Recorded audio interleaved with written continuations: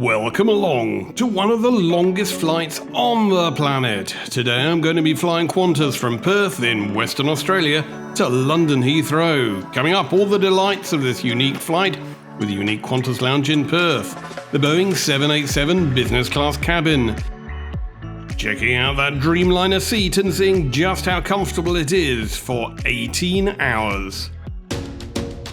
The best of Qantas haute cuisine, fully sampled with all the courses, including the dessert, the cheese and champagne. Mid-flight tarts, the longer bed for the long haul, yet more snacks, and breakfast toasties. That's all to come, so let's get going and let's get flying on the lovely 787 Dreamliner. Well, actually, I've already been flying. I've been on the go since check-in in Sydney 8 hours ago.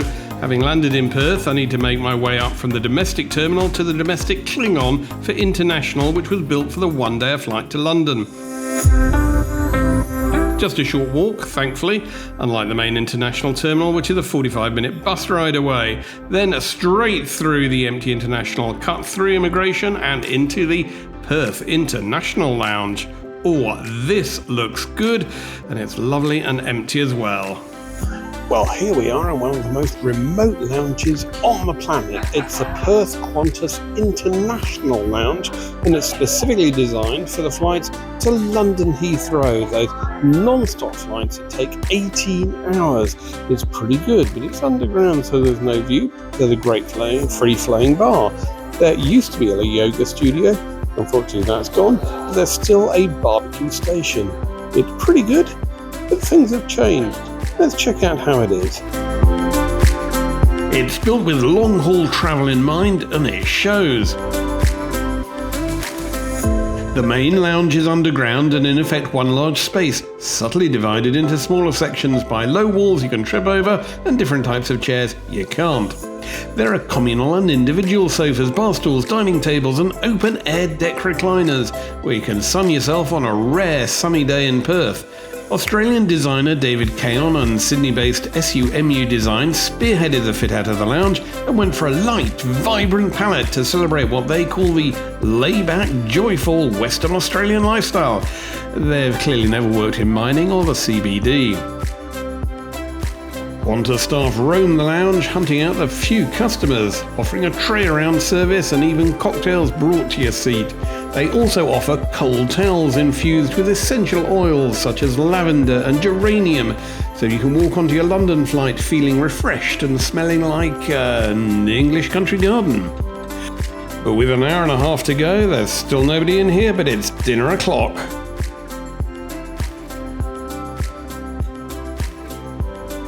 You can pour yourself a glass of good Aussie sparklers and kick back at the barbie, or more likely lie on the floor trying to plug your phone in, because that's where the power sockets and USBs are. The bar's a short walk up from reception right beside the Quench station, which is a mainstay here, featuring filtered tap water and Bickford cordials no less. The tender bar itself is alive, but not exactly kicking. Early evening and you can be the only one drinking in the open-air courtyard, which features a barbecue area at the far end. However, the roof snaps shut on Perth's frequent wet, rainy days. Wine is self-serve and self-pour with a pretty good selection of WA's finest wines, mainly from the Margaret River region. There's even a rosé along with a sparkling wine. However, if you're a Platinum 1 member, you can ask for the hidden champagne and then sit in your own little roped-off area drinking it, looking very elite, even if slightly ridiculous. So what do we reckon then? Is a Qantas International Lounge in Perth worth it? Absolutely. If you're looking at 18 hours on a flight through to London Heathrow, it's great to come in here for a few hours, have some food and there's a great bar. So if you need to freshen up before the flight, the Refresh Zone is what they call the Gents. It's your one-stop shop for a 4-step pre-flight ritual to help your skin get ready for the long journey ahead, including deep, intense moisturizers in big bottles. And there's our 787. They've polished it up nicely for me. Alas, it's curtailed to flying to London from Perth only. So from Sydney to Perth, you're on a tiny 737, where there's only the domestic lounge. At least you can get lunch there, and then on board you can enjoy those seats that haven't changed since the 1980s. And the food is really quite small, but the wine pretty decent to go with your minute minute steak. It's well over 30 years since Boeing launched the 737-800 in 1994, and for which Qantas charge $4,500 for the 5-hour hop. You can see that flight from Sydney to Perth in part 1, all 4,000 kilometres, as they show the beer seats, warts and all, before a pit stop in the Perth domestic lounge. In another episode, I show the vastly better A330. If only I had it today. I'm going to be picking up the 787, known by Boeing's PR department as a Dreamliner, as I depart Perth for London on one of the longest of long hauls on the planet. I'm going to be flying from Perth, the most isolated city on a continent anywhere, and an airport with now nearly 200 international flights a week. I'll be flying 15,000 kilometres, call it 9,000 miles, non-stop, 18 hours to London Heathrow, which is the airport with the most international connections in the world, 8 million passengers a month, and on a summer bank holiday it seems as if most of them are there and in the pub. And talking of pubs, here we are at Perth, Terminal 3, and look, there's even a pub on the international concourse. No real surprise, the Blackwood, named after the famed Karri Forest with some of the tallest trees in the world. It does some amazing cast gales along with a furphy and a single fin, but most of the walking freight just want to get on board, which is odd. By the time they get to the other side, they'll be desperate to get out of the tin tube. Everybody's going to be in for the next 18 hours. And there we go, that's our Boeing 787 operating the famous QF9 all the way to London Heathrow. Hurrah! I settled into my window seat, my home for the next 18 hours. Now the Qantas 787 Dreamliner has what was a brand new, state-of-the-art, all-aisle access business class cabin. Qantas's latest generation business class seats convert into a fully flat bed 80 inches long, which is just over 2 meters. Seats arranged in what's becoming a pretty normal 1-to-1 configuration, with one seat by the window and the opposite staggered. Now I was first aboard, and within quite figuratively seconds, the crew offered a glass of welcoming sparkling WA wine. So far, so good. There's a chunky 16-inch video screen which had a pin-sharp HD video quality, pretty much as good as watching anything on a decent laptop at home.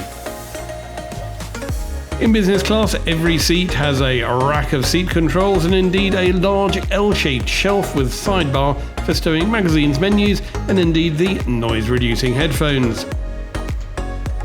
The business class cabin is split into two, with a much smaller business class cabin of just 3 rows at the back. This tends to be less popular as it's right in front of premium economy, and it's where the bassinet seats are fixed directly behind the last business class row. On a flight such as this, you'll need your sleep and you may not get it there, but you might in premium economy, where there are 28 seats with 4 rows in a 232 layout, and it's not as bad as you might imagine. There's a 38-inch pitch. But good luck getting some sleep in steerage.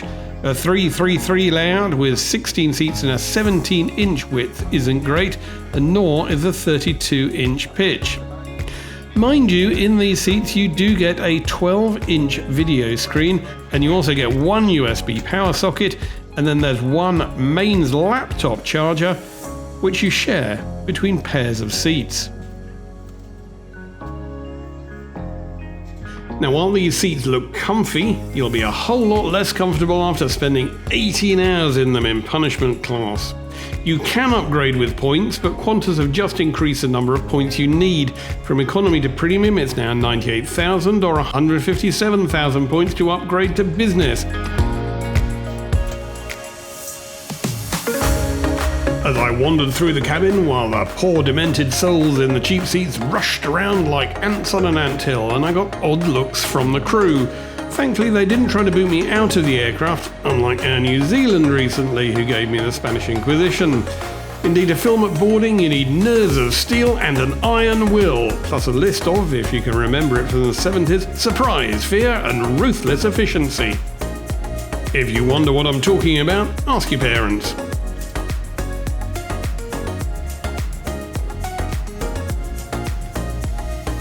That's premium economy, but let's head back into business where we belong. Now, these seats are great on its own as it gives one-step access to the aisle, but beware, all seats are not created equally because numbered rows have got a fixed table between the seat and the window, while the solo seats in the odd numbers rows have got the same table position between the seat and the aisle. So, on Qantas, on a direct flight from Perth all the way through to London Heathrow, and so far the seat is comfy, the service is great, we haven't taken off yet. Good to see a welcome glass of champagne has already arrived and menus are at my seat.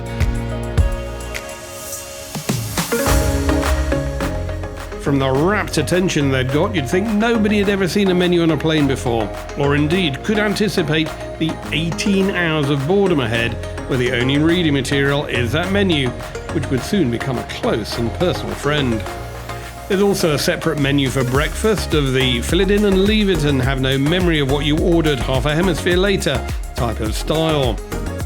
There's also a sorry excuse for an amenity kit. Now remember, Qantas used to have big, bulging wash bags.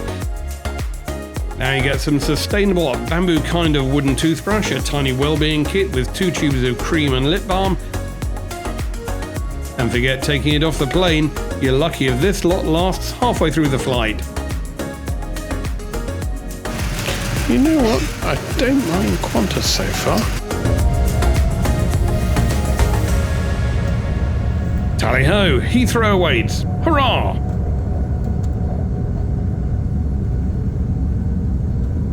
And there we go, up and out of Perth, overhead Fremantle and the vastness of the Indian Ocean. Time to relax, kick back and indeed boot off the Tims and enjoy the bigger, wider flat bed. Seat controls are intuitive and there's plenty of space on the 787.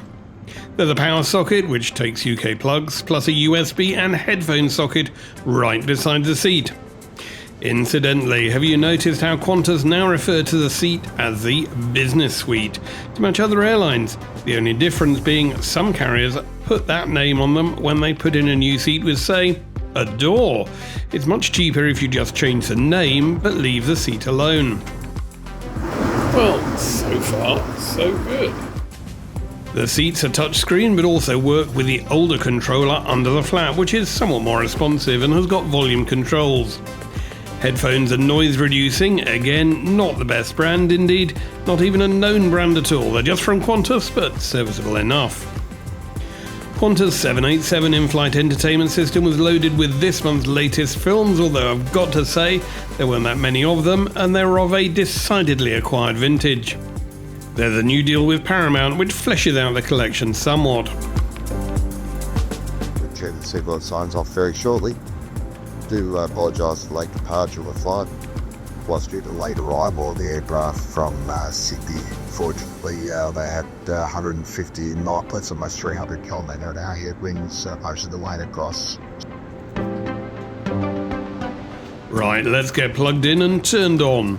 Now, notably, many people in the cabin were waiting for the drinks trolley, but I'd made that mistake before and I knew it takes about 90 minutes for the first drinks run, so it's well worthwhile getting in a beer before the service kicks off. Well, the biggest problem is, so far, we're an hour and a half into the flight. We haven't even seen a drink yet. In this case, it was the Bogues, Tasmania's finest, I'll have you know, started by a Scottish chap who left the UK for the warmer climes of Launceston. Sadly, the canapes have been enhanced out of existence, and you really do just get a bag of nuts. Other options for an aperitivo were an Avro gin spritz with 4 Pillars gin. In the interim, my breakfast menu was collected, and then I started off the drink service with drinks, of course. A cocktail margarita with lime, and had my nuts warmed by the crew. There's a strange quirk to the wine list. There isn't one. It just lists it as a premium selection of wine. Okay. But there is a wine list online. Now, it just lists the vast tanker loads of wine that Qantas have bought this year, so you have to ask the crew what's loaded that day and then marry up the label with the tasting notes online, if you can find them. And forget looking up the wine on the Wi-Fi, because there isn't any. And so far, it's not too bad. The seat is fantastic, I really enjoyed that. But the soft product, the menu, that's not great. Let's see how the flight goes. Indeed, the crew were proud to tell me that the M3 was the wine of the day today. The wine from the M3 doesn't come from Basingstoke, it's actually the M3 from Shaw & Smith in the Adelaide Hills. It's quite a decent Chardonnay. The crew then came taking some starters orders, and mint comes to the fore.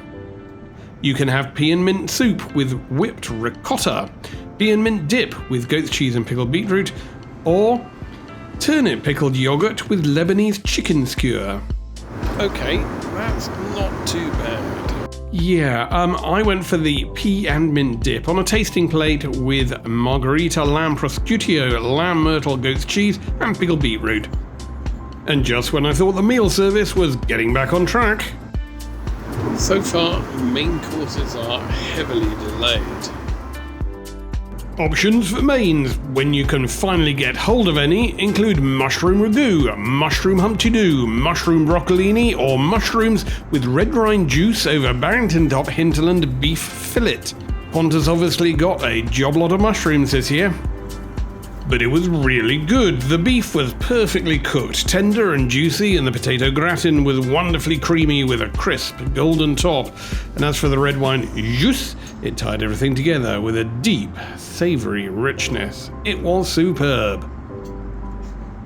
Well, that really isn't too bad at all. I really enjoyed dinner, and best of all, the wine was fantastic.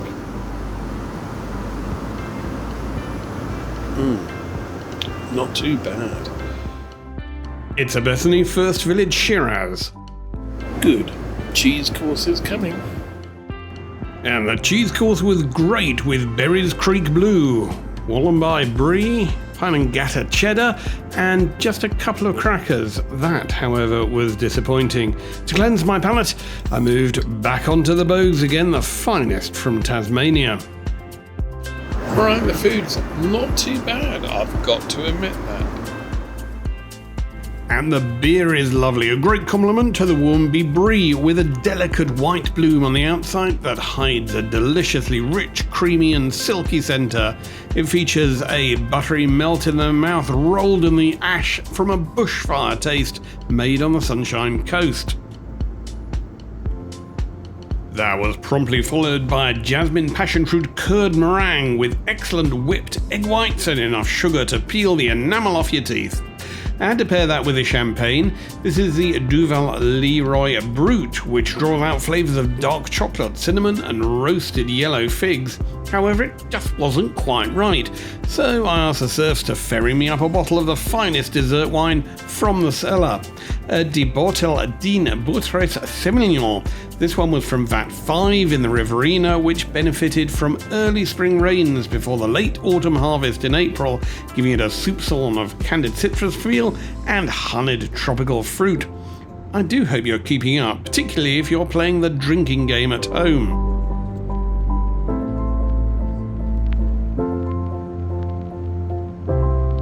I wasn't keeping up, I needed a little lie down, and thankfully the seat allowed that. The latest iteration of the Qantas Business Class seat is pretty good. It's made by Thomson Aero Seating, with Qantas heavily customising the Vantage XL seat. And even though it's pretty old now and lacks the most on-trend feature of a door, it's still pretty good, allowing you to lie flat, kick off the Tims and head in the direction of the communal wine cellar.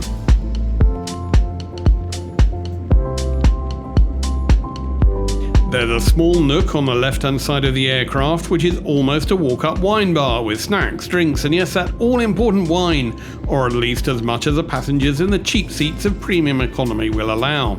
You see, Qantas on the 787 differs from the A380 on the overnight flights. It allows premium economy passengers dibs on the business class wine cellar, and so they tend to hoard around the little wine nook, getting their money's worth over the 19 hours. But then again, who can blame them? After all, they are flying cabbage class. Indeed, to get any of the produce of Dionysus, you need to be inspired by Ulysses, to seek, to find, and not to yield, and I grabbed the remaining booty of at Dalwhinnie Mesa Shiraz. It comes from a unique high-altitude site way up in the Pyrenees region, 150 nautical miles northwest of Melbourne, and the unique terroir results in a beautiful, ripe core of dark fruits lifted by complex notes of baking spices and fine tannins with a dash of subtle French oak. And with that, it was time to kick back with a film, not that there were that many decent ones loaded. So with a lack of really all that much to watch and no Wi-Fi on board, I went back onto the menu and went for a mid-flight snack. Options while we're high over the Indian Ocean include mushroom and goat's cheese feta quiche, beetroot hummus with wattle seed fritters, crudités and sourdough crostini, or a crumbed pork loin sandwich with radicchino slaw. And not surprisingly, I hadn't had enough mushrooms on this flight, or indeed enough goats, so I went for the goat's cheese feta quiche.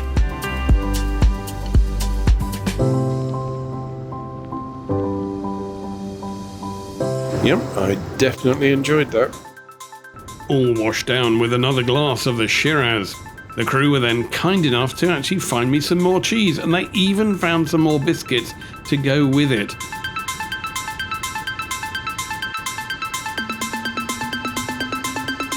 Qantas have notably skimped on many of the new releases on their in-flight entertainment lately, and a quite reasonable expectation that passengers will bring their own. However, there's equally no Wi-Fi, so you can't top up your own. Qantas have no in-flight Wi-Fi on these planes, so I was forced to eat and drink. And I kept myself perky with a glass of the Flame Tree Chardonnay. It has the aroma of dried pear and grapefruit. Right, time for dessert. I'll repeat, first dinner with a double chocolate ice cream sandwich. Oh, never let it be said that Qantas doesn't provide haute cuisine. Plus some excellent wine with a brilliant pong. No, that's a wine, not me. I was actually looking like a bad piece of taxidermy after having looked in the little mirror in the little remote in the armrest. I recommend avoiding this. Alas, there's an even bigger mirror in the gents if you nip out of the bar for a quick waz. There's enough bathrooms, but nothing to write home about. It's certainly not the amazing Emirates shower suites you get on the A380, but it does the job. Now, when I returned to my seat, my bed was made up for me, complete with a mattress topper and a duvet. So, turn off the vents, time for a few Zeds.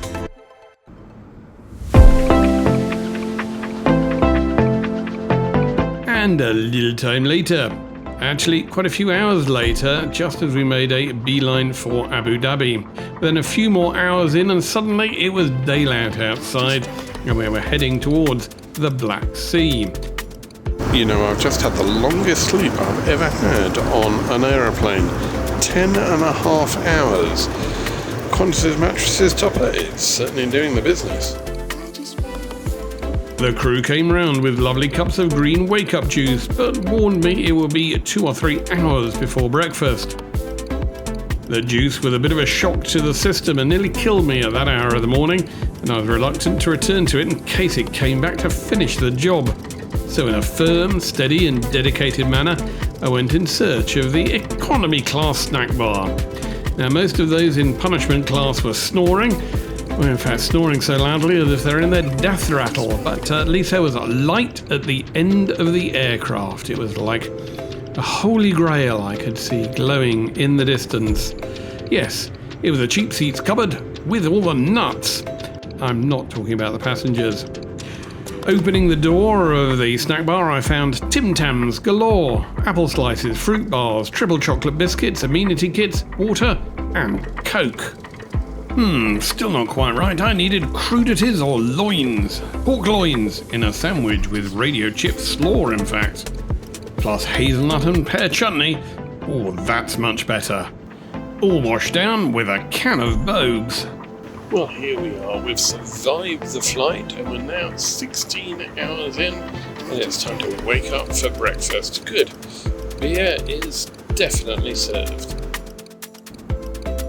I might be feeling as tired as a morose badger, but after such a long sleep, my body said the dinner gong was about to ring, and indeed, after a quick brush up, thanks to the tiny amenity kit, I felt less like a corpulent piece of taxidermy and ready for the standard operating procedure. And that included another glass of Chardonnay, high over northern Iraq. Oh, nearly there now. I couldn't contemplate dessert, said nobody ever, and indeed I was loudly contradicted by the crew, so I went for the full 3-course second lunch effect, all joined by a really full glass of the best dessert wine from the cellar, the Boutales Dina Semillon, which goes excellently with a Pattern Sticks double chocolate ice cream sandwich. It's world famous and made oddly at Mascot, right next to Kingsford Smith Airport. So, thoughts on the direct flight from Perth through to London Heathrow? Goodness, it's long. The only way to survive is to drink lots of very healthy cups of wake-up juice. Cucumber and melon. Not my favourite. I'll go back to the boat.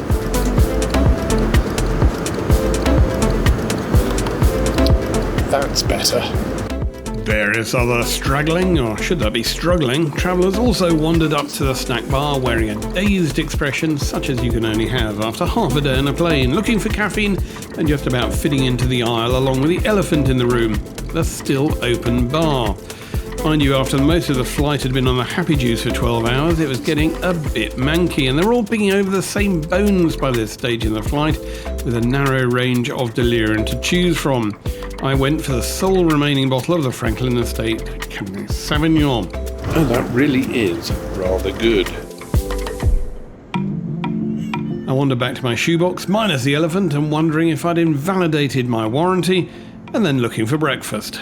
I do love this thoughtful touch from Qantas that you can order your breakfast in advance, indeed even when you get on the plane, to save you from waking up, if you're still asleep after 19 hours, that is. Still, morning was coming around, and that isn't what you go into when the beer runs out. Indeed, I was constipated with anticipation to see what concoctions Qantas would brew up. Well, hot options included bacon and eggs with kale and rosti, omelette and avocado, or my choice, French toast with apples, leatherwood honey and macadamia cream.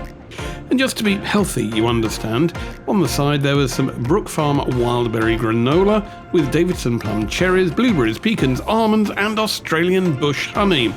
Bung in a croissant and some butter as well, and a nice cup of tea, along with of course several glasses of the Duval Royale champagne.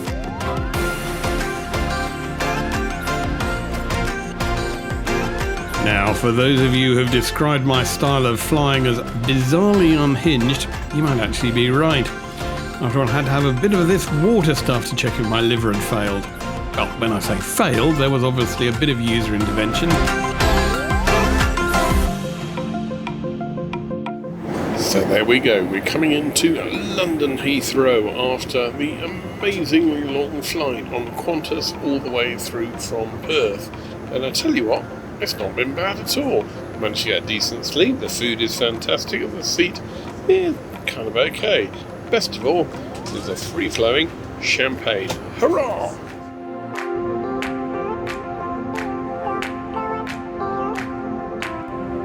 Get some rest during our flight up to London. We are pleased to let you know that we have just under 1 hour until we arrive into London, and I'd like to share some information. Please be aware of the strict controls of bringing beef, poultry, milk, fish, eggs, plants and other products into the UK. If you have any of these items, you must declare them to a customs officer in the red channel, or you'll face serious delays, prosecution and a fine. Anyone with an onboard connection on the same ticket as your Qantas flight, please go straight directly to the departure gate. Your bags will be transferred automatically. As always, the Qantas ground team are happy to help.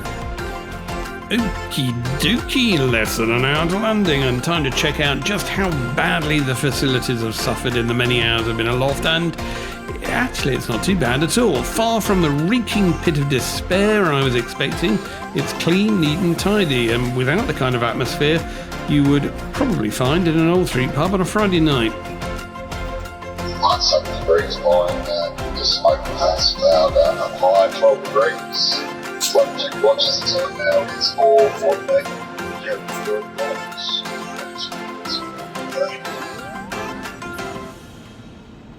Time to boot the Tims back on, and here we are, overflying the fair lands of Albion. So what are the scores on the doors for this ultra-long flight? Well, I've flown this flight in Qantas a dozen times or so since Qantas began the ultra-long haul Australia to the UK direct, and I've tried it in all 3 cabins. I've even been on that rare London to Darwin direct too. And the Qantas 787 Business Class on the Perth to London route is pretty comfortable. There are direct all-access flatbed seats with mattress toppers, which really are great for getting some kip. There's great entertainment, pretty decent food and wine, making it a very strong choice for the long haul. The Qantas 787 cabin is clearly designed around these ultra-long haul flights, and indeed it shows. But being a smaller aircraft, there isn't the lounge to stretch out in that you get on the Qantas A380. Equally, other carriers at Emirates, Etihad and Qatar, they've popped in a decent bar so you can go and have a few pints and watch a footy somewhere other than your seat. That's a huge bonus. The little self-service bar on the 787 doesn't quite cut it. The bad news about the Perth to London direct is that it's just that, a flight from Perth.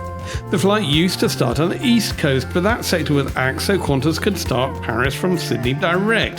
That happened just when the domestic connecting flight was downgraded from an A330 to a 737. If you're in premium economy, Qantas of course offer a free upgrade to business, if you know to ask that is, but if you're actually ponying up for business, that single factor of an aircraft change is enough to put many passengers off if they're flying from Sydney or Melbourne. And it's cold, wet and miserable here at London Heathrow. It is 5 in the morning, but the flight, at least from Qantas, has come all the way through from Australia, and we're here on time.